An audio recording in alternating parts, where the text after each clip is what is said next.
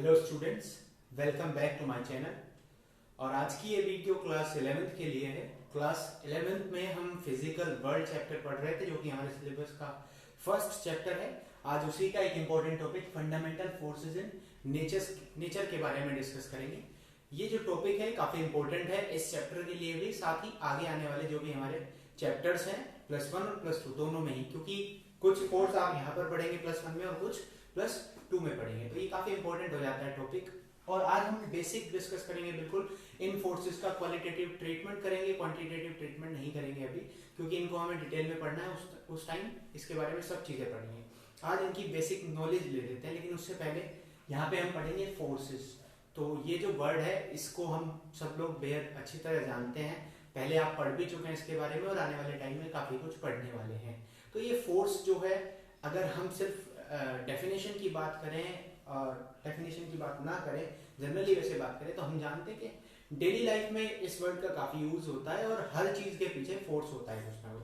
For example हम चलते हैं, कोई कार बाइक कुछ भी चलता है, या सोलर सिस्टम है हमारा, स्प्रिंग की बात कर लीजिए, स्प्रिंग को खींचते हैं तो वापस अपनी इनिशियल स्टेट में आ जाता है, रस्सी को खींचते हैं तो भी एक टेंशन हमें महसूस होता है। मैंने बोर्ड पे लिखा हुआ है, जो आपको लिखा हुआ दिख रहा है, इंक निकलती है जो पेन से, इसके पीछे भी कोई ना कोई फोर्स है। तो हर चीज के पीछे फोर्स है। और आप जानते हैं यूनिवर्स जो है बहुत बड़ा है, तो यूनिवर्स में हर चीज में कुछ ना कुछ एक फोर्स है, हर चीज अपनी तरह का एक अलग फोर्स रखती है। तो इस तरह से हमारे पास इन्फिनिटी टाइप्स ऑफ फोर्सेस हो सकते हैं, हर एक को हम अलग अलग नाम दे, जैसे फ्रिक्शन फोर्स है, रीस्टोरिंग फोर्स है, टेंशन है, इलेक्ट्रिक फोर्स है, और बहुत तरह के फोर्स, ग्रेविटेशनल फोर्स, अभी आप समझेंगे कि वो एक स्पेशल टाइप ही है। तो ऐसे हम जानते हैं बहुत तरह के फोर्स हो सकते हैं। अब जब ये इन्फिनिटी फोर्सेस हो गए तो इनका एरिया भी काफी वाइड हो जाएगा, हमें पढ़ना काफी मुश्किल हो जाएगा कि इतने टाइप के फोर्सेस है तो कैसे पढ़ें। तो इसके लिए फिजिक्स की जो एक खास बात है, खूबसूरती है फिजिक्स की, यूनिफिकेशन, कि ये क्या करती है, कॉम्प्लेक्स से कॉम्प्लेक्स चीज़ों को बहुत सिंपल चीज़ों से समझा देती है, कि हम इतने बड़े फेनोमेना, इतनी बड़ी बड़ी चीज़ें हो रही हैं, उसके पीछे छोटा सा रीज़न निकल के आता है कि अरे बस इससे पूरी दुनिया चल रही है। तो ये इसकी खूबसूरती है। साथ ही उल्टा भी है, आप देखेंगे कोई बहुत छोटी चीज़ है कि ये तो कुछ भी ज़रा सा फेनोमेना है, उसके पीछे जब आप डीप में स्टडी करेंगे तो बहुत बड़ा रीज़न निकल के आएगा कि अरे इतना सारा काम इसके पीछे हो रहा था। तो दोनों तरह से, कि बड़ी चीज को छोटा भी किया जा सकता है और छोटी चीज को काफी बड़ा भी किया जा सकता है, दोनों चीजों में फिजिक्स चलते हैं। अभी हम बात करें यूनिफिकेशन की। तो यूनिफिकेशन कैसे किया, जब इन सब फोर्सेस की स्टडी होती गई सालों साल, तो ये समझ में आया धीरे धीरे कि ये सब तो सिर्फ 4 तरह का बिहेवियर शो करते हैं, 4 टाइपनेस के, सिर्फ 4 तरह का नेचर हमने देखा, और उन्हीं को नाम दिया फंडामेंटल फोर्सेज इन नेचर। तो फंडामेंटल फोर्सेज इन नेचर क्या है, दुनिया में जो भी तरह के फोर्स हैं उन सबको 4 कैटेगरी में रखा गया, और उनका नाम रखा गया फंडामेंटल फोर्सेज ऑफ नेचर। और देखा गया कि जितने भी फोर्स है, कोई भी फोर्स उठा लीजिए, इन चारों में से किसी एक की प्रॉपर्टी को मैच करेगा। अब हम ये भी जानते हैं कि फिजिक्स जो है वो 2 लेवल की स्टडी है, एक मैक्रोस्कोपिक और एक माइक्रोस्कोपिक। तो ये भी समझ में आया कि मैक्रोस्कोपिक लेवल पे सिर्फ 2 फोर्स हैं, और माइक्रोस्कोपिक लेवल पे भी 2 ही फोर्स हमारे पास में होते हैं। मैक्रोस्कोपिक लेवल पे हमारे पास जो पहला फंडामेंटल फोर्सेस है, इसके बारे में आप पढ़ चुके हैं, बेहद अच्छी तरह जानते हैं, जिसका नाम है ग्रेविटेशनल फोर्स। और जो दूसरा है वो है इलेक्ट्रोमैग्नेटिक फोर्स। ये आप पहले पढ़ चुके हैं, ग्रेविटेशनल फोर्स भी और इलेक्ट्रोमैग्नेटिक फोर्स भी 9th और 10th में आपने कवर किया, लेकिन वो बहुत छोटा सा पार्ट था, बिल्कुल बेसिक था। आने वाली जो क्लासेज है आपकी, इसमें काफी थोड़ा डिटेल में पढ़ेंगे आप, कंपेरेटिव टू 9th और 10th। ऐसे ही हमारे पास माइक्रोस्कोपिक लेवल पे जो है, ये आपने अभी तक नहीं पढ़ा, ये फर्स्ट टाइम आप +2 में पढ़ेंगे, लेकिन अभी इसका ओवरव्यू है, बेसिक है अभी। तो माइक्रोस्कोपिक लेवल पे है स्ट्रॉन्ग न्यूक्लियर फोर्स और वीक न्यूक्लियर फोर्स। तो टोटल हमारे पास 4 फोर्स हो गए हैं। पहला है ग्रेविटेशनल फोर्स, दूसरा है इलेक्ट्रोमैग्नेटिक फोर्स, तीसरा है माइक्रोस्कोपिक लेवल पे स्ट्रॉन्ग न्यूक्लियर फोर्स, और चौथा है वीक न्यूक्लियर फोर्स। तो सबसे पहले बात करते हैं ग्रेविटेशनल फोर्स की। ग्रेविटेशनल फोर्स क्या है, न्यूटन ने इसके बारे में डिस्कवरी की, इसके बारे में काफी सारी रिसर्च करी, तो उसके बाद में एक सिंपल सी डेफिनेशन जो हमारे पास ग्रेविटेशनल फील्ड की आती है कि any body in this universe having mass attracts each other. कोई भी 2 बॉडीज जिनके पास मास होता है इस दुनिया में, वो एक दूसरे को अट्रैक्ट करती हैं ड्यू टू इट्स मास। तो ये किस कारण होता है, बाय वर्च्यू ऑफ मास। तो ग्रेविटेशनल फोर्स, जिन भी 2 बॉडीज के पास मास होगा वो एक दूसरे को अट्रैक्ट करेंगी, उसको बोलेंगे ग्रेविटेशनल फोर्स। और दुनिया में सबसे वीक फोर्स यही है, अभी आप नीचे देख रहे होंगे कि रेशियो मैंने लिखा हुआ है चारों फोर्सेस का, तो धीरे धीरे इस रेशियो को भी डिस्कस करेंगे जब आगे बढ़ेंगे। फिलहाल ये ग्रेविटेशनल फोर्स पढ़ रहे हैं तो किसके कारण है, सिर्फ मास। अगर मास है किसी बॉडी के पास तो दूसरी बॉडी को अट्रैक्ट करेगी जिसके पास मास होगा, और दोनों के बीच में फोर्स भी बराबर होता है, दोनों एक दूसरे को बराबर फोर्स से अट्रैक्ट करती हैं चाहे किसी का मास कितना भी ज्यादा हो। अब सेकंड इसकी जो प्रॉपर्टी है वो अट्रैक्टिव, कि ये सिर्फ अट्रैक्टिव नेचर का होता है, एक दूसरे को बॉडीज अपनी तरफ खींचती हैं, रिपल्सिव नेचर इसके पास नहीं होती है ग्रेविटेशनल फोर्स के पास। दूसरा है ओबेज इनवर्स स्क्वायर लॉ। अब ये इनवर्स स्क्वायर लॉ क्या है, इनवर्स स्क्वायर लॉ के बारे में मैं आपको बताता हूँ।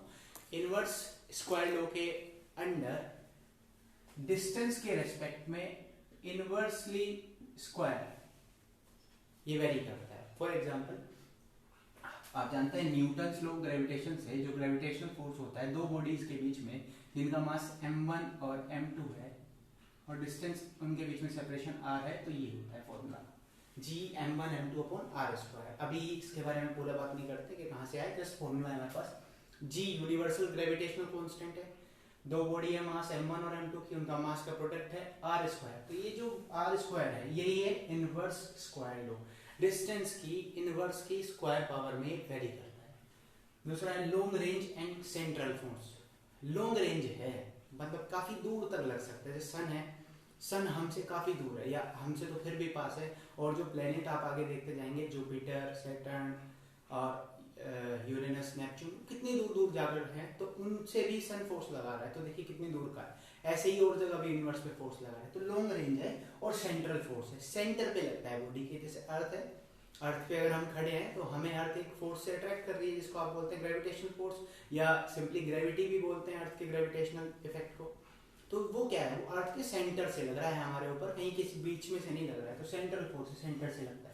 और लास्ट प्रॉपर्टीज की अगर हम बात करें, कंजर्वेटिव है। कंजर्वेटिव है मींस वर्क डन जो होगा इसके थ्रू, इस ग्रेविटेशनल फोर्स के थ्रू, वो पाथ इंडिपेंडेंट होगा, पाथ पे डिपेंड नहीं करेगा, ऐसे फोर्स को बोलते हैं कंजर्वेटिव फोर्स। इसको भी हम आगे 11th में ही डिटेल में पढ़ेंगे। तो ये बेसिक नॉलेज हो गई ग्रेविटेशनल फोर्स की। तो पहला टाइप हमारा हो गया ग्रेविटेशनल फोर्स। हालांकि ये कहा जाता है कि क्या ऐसी क्या चीज है जिससे बॉडीज एक दूसरे को अट्रैक्ट करती हैं। कहते हैं कुछ पार्टिकल हैं शेयर करते हैं, जो भी दो बॉडीज हैं वो शेयर करते हैं एक दूसरे को, और पार्टिकल्स को बोलते हैं ग्रेविटोन्स। तो ये ग्रेविटोन्स शेयर होते हैं दो बॉडीज के बीच में, तब जाके ग्रेविटेशनल फोर्स लगता है। अब बात करते हैं इलेक्ट्रोमैग्नेटिक फोर्स। दरअसल ये दो फोर्स का कॉम्बिनेशन है। एक है इलेक्ट्रोस्टैटिक फोर्स, जब भी कोई दो चार्ज रेस्ट पे होंगे तो उनके बीच में इलेक्ट्रोस्टैटिक फोर्स लगता है, और जब वो चार्ज मूव कर रहे होते हैं तो एक दूसरे पे मैग्नेटिक फोर्स लगाते हैं। लेकिन धीरे धीरे ये देखा गया कि दोनों ही फोर्स इनसेपरेबल हैं, एक दूसरे के साथ अटैच्ड हैं, तो दोनों को कंबाइन कर दिया गया इलेक्ट्रोमैग्नेटिक फोर्स। इलेक्ट्रिक फोर्स भी है प्लस मैग्नेटिक फोर्स भी है, चार्जेस के लिए होता है, तो by virtue of charge, charge के कारण ये होता है।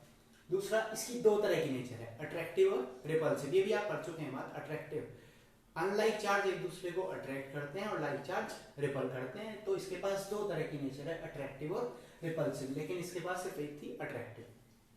ओबेज इनवर्स स्क्वायर लॉ, ये भी इनवर्स स्क्वायर लॉ ओबे करता है, और इसका मतलब है कि सेपरेशन के साथ इनवर्स में स्क्वायर पावर में वेरी करता है, तो जितनी दूर आप जाते जाएंगे उतना ही इसका इफेक्ट कम होता जाएगा। फिर है long range and central force. ये भी लॉन्ग रेंज है और सेंटर पे ही लगता है पार्टिकल, जिस भी चार्ज बॉडी के ऊपर लग रहा है उसके सेंटर से ही आप कैलकुलेट करेंगे इसको। कंजर्वेटिव, ये भी कंजर्वेटिव है, इसमें भी पाथ इंडिपेंडेंट है, वर्क डन जो भी होगा वो पाथ इंडिपेंडेंट होगा। अब बात कर लेते हैं, जैसे इसमें ग्रेविटोन्स शेयर हो रहे थे, इसमें क्या शेयर होता है, तो इसमें कहते हैं फोटोन शेयर होते हैं। माना जाता है कि फोटोन्स शेयर हो जाते हैं, जैसे दो बॉडी एक दूसरे के इंटरेक्शन में आती है तो एकदम से उनके बीच में फोटोन शेयर हो जाता है, और इतना तेज होता है, इतनी जल्दी होती है कि उसको पकड़ पाना मुश्किल होता है थोड़ा। तो ये हो गए आपके दो, ग्रेविटेशनल फोर्स और इलेक्ट्रोमैग्नेटिक फोर्स। ये आप 12th में पढ़ेंगे, ये भी आप 11th में पढ़ेंगे ग्रेविटेशनल फोर्स। इसके बाद आ जाते हैं माइक्रोस्कोपिक लेवल पे, एटॉमिक लेवल की अब बात कर रहे हैं। तो जब हम एटॉमिक लेवल की बात करते हैं तो हमारे पास दो तरह के फोर्स हैं, स्ट्रॉन्ग न्यूक्लियर फोर्स और वीक न्यूक्लियर फोर्स। सबसे पहले इसी की बात करते हैं। स्ट्रॉन्ग बहुत ज्यादा है, न्यूक्लियर मींस न्यूक्लियर ओरिजिन का है, और फोर्स आप समझ ही रहे हैं। तो ये स्ट्रॉन्ग न्यूक्लियर फोर्स है। क्या होता है, ये बाइंड करके रखता है न्यूक्लियंस इन न्यूक्लियस। न्यूक्लियंस क्या होते हैं, protons and neutrons are collectively known as nucleons, and a strong attractive force binds them in nucleus. एक बहुत स्ट्रॉन्ग अट्रैक्टिव फोर्स होता है जो प्रोटॉन्स और न्यूट्रॉन्स को न्यूक्लियस के अंदर बांध के रखता है। अब अगर आप समझें कि प्रोटॉन्स भी उसके अंदर है और न्यूट्रॉन्स भी है, न्यूट्रॉन्स की बात छोड़ दीजिए, न्यूट्रॉन्स तो न्यूट्रल है, लेकिन अगर हम प्रोटॉन्स की बात करें तो प्रोटॉन्स के पास पॉजिटिव चार्ज है, और अकॉर्डिंग टू दिस फोर्स जब दो प्रोटॉन एक दूसरे के इंटरेक्शन में आ रहे हैं तो they must ripple each other, लेकिन ऐसा नहीं होता है। यहाँ पे क्या हो रहा है, न्यूक्लियस के अंदर बांध के रखा हुआ है। उसका मतलब ये हुआ कि इससे ज्यादा स्ट्रॉन्ग फोर्स है जिसने प्रोटॉन्स और न्यूट्रॉन्स को एक दूसरे के अंदर बांध के रखा हुआ है, इसलिए क्या है, बाइंड्स न्यूक्लियॉन्स इन न्यूक्लियस, और nucleons means protons plus neutrons. Strong attractive, strongly attractive होता है, काफी ज्यादा स्ट्रॉन्ग है, अट्रैक्शन पावर काफी ज्यादा होती है। लेकिन अगर आप दो प्रोटॉन या दो न्यूट्रॉन के बीच की डिस्टेंस को 0.5 फर्मी से कम कर देते हैं, उनके बीच की सेपरेशन 0.5 फर्मी से कम हो जाता है, तो रिपल भी करता है कि इससे कम नहीं हो सकता। लेकिन इसकी रेंज भी काफी छोटी है, तो इसका मतलब ये होता है कि कुछ फर्मी मीटर तक ही ये एप्लीकेबल होता है। 10⁻⁻15 मीटर के ऑर्डर का इसका डिस्टेंस होता है जिसके दायरे में काम कर सकते हैं। क्योंकि अगर ऐसा ना होता, ये भी लॉन्ग रेंज फोर्स होता, तो ये दुनिया का सबसे स्ट्रॉन्गेस्ट फोर्स है, तो पूरे यूनिवर्स को एक जगह बाइंड अप कर देता, एक जगह इकट्ठा कर देता, फिर तो कोई एग्जिस्टेंस ही नहीं होता वर्ल्ड का, यूनिवर्स का। तो इसकी शॉर्ट रेंज है, लेकिन नेचर ने कितनी खूबसूरती से अपने आप को बैलेंस किया हुआ है कि हर चीज को बैलेंस किया हुआ है नेचर ने, कि यहाँ पे जो होने चाहिए वो लॉन्ग रेंज है, और जो ऐसे थे कि जो यूनिवर्स को चलने में रोक सकते थे उनको शॉर्ट रेंज की नेचर दी है। अब कैसे हुआ है, क्या हुआ है, इसके पीछे बहुत सारे रीजंस है। असल में कहा जाता है कि ये भी फंडामेंटल फोर्स नहीं है, ये कहा जाता है कि प्रोटॉन और न्यूट्रॉन जो हैं या ये सब चीजें ये मिलके बनी होती है और छोटे एलिमेंट्स जिनको बोलते हैं क्वार्क। तो बेसिकली सब क्वार्क से मिलके बनी है, तो उसके अंदर जो बाइंड अप हो रहा है उसको बोलते हैं क्वार्क फोर्स। हो सकता है फर्दर जब आप मतलब कुछ स्टूडेंट्स आने वाले टाइम में जो 11th में आएंगे वो वही पढ़े क्वार्क फोर्स, लेकिन अभी हमें स्ट्रॉन्ग न्यूक्लियर फोर्स के बारे में ही पढ़ना है। तो शॉर्ट रेंज है, मैंने बता दिया, कुछ फर्मी मीटर तक ही लगता है, उसके बाद एप्लीकेबल नहीं होता है, खत्म हो जाता है, उसके बाद देखने को नहीं मिलता है। और नॉन सेंट्रल फोर्स है, सेंटर पे नहीं लगता है, पूरी बॉडी एक तरह से ये फील्ड क्रिएट होता है जिसके अंदर जो भी बॉडी आएगी प्रोटॉन और न्यूट्रॉन उनको अट्रैक्ट करता है। तो सेंट्रल से इसका कोई मतलब नहीं है, और इसकी कोई मैथमेटिकल मॉडलिंग भी नहीं है इस तरह की कि इनवर्स स्क्वायर्ड हो है, बल्कि ये जो सेपरेशन है उसकी पावर में काफी ज्यादा वेरी करता है, काफी हायर पावर होती है, पावर 2 नहीं होती है जो इनवर्स में, काफी higher power. Charge independent, charge पे डिपेंड नहीं करता है, चार्ज इंडिपेंडेंट है, मींस प्रोटॉन के बीच में भी लग रहा है, प्रोटॉन न्यूट्रॉन के बीच में भी लग रहा है, न्यूट्रॉन के बीच में भी लग रहा है।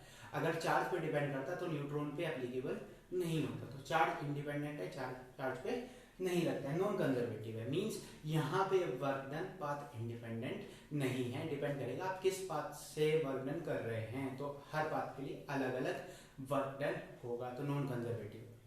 इसके बाद फाइनली फोर्थ पे बात करते हैं, वीक न्यूक्लियर फोर्स। ये वीक है, इससे वीक है, स्ट्रॉन्गर से वीक है। वैसे जनरली और उससे हमको मतलब नहीं कि वीक है नहीं है, बाद में डिस्कस करेंगे किससे वीक है किससे स्ट्रॉन्ग है। तो ये क्या है, ये बिटवीन एलिमेंट्री पार्टिकल्स होता है। एलिमेंट्री पार्टिकल्स क्या है, जो एटम के अंदर पार्टिकल्स हैं बहुत सारे, उनको एलिमेंट्री बोलते हैं।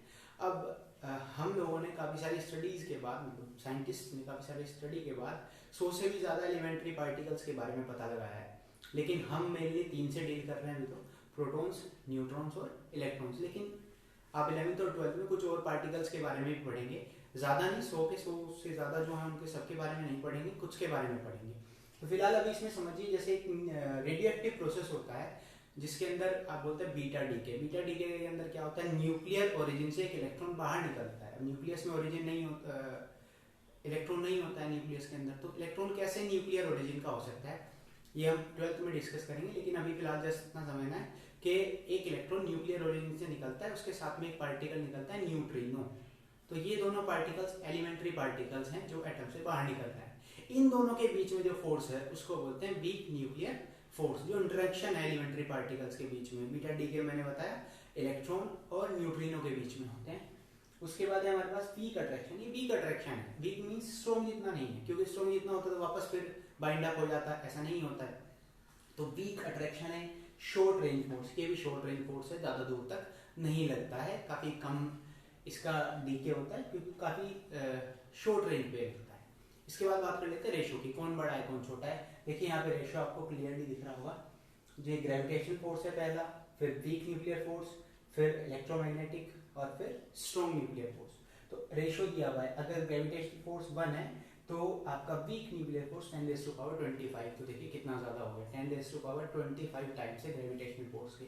और आगे बढ़ते हैं, जो इलेक्ट्रोस्टैटिक फोर्स है वो 10⁻, इलेक्ट्रोमैग्नेटिक फोर्स 10⁻36 टाइम्स है ग्रेविटेशनल फोर्स के। तो देखिए बहुत ज़्यादा हो गया, यानी कि थर्ड नंबर पे आ गया है। और उसके बाद दुनिया का सबसे स्ट्रॉन्गेस्ट फोर्स जिसको हम बोलते हैं स्ट्रॉन्ग न्यूक्लियर फोर्स 10⁻38 टाइम्स, यानी कि इलेक्ट्रोमैग्नेटिक फोर्स से भी 100 गुना ज़्यादा। तो सबसे ताकतवर फोर्स स्ट्रॉन्ग न्यूक्लियर फोर्स है। और ये बेसिक अभी फंडामेंटल फोर्सेज इन नेचर के बारे में था। होप आपको चारों फोर्स समझ में आ चुके हैं। और फिजिकल वर्ल्ड अभी थर्ड पार्ट ये हुआ है फिजिकल वर्ल्ड का, आने वाले लेक्चर्स में और पार्ट आपको पूरा फिजिकल वर्ल्ड कराया जाएगा। Thank you very much.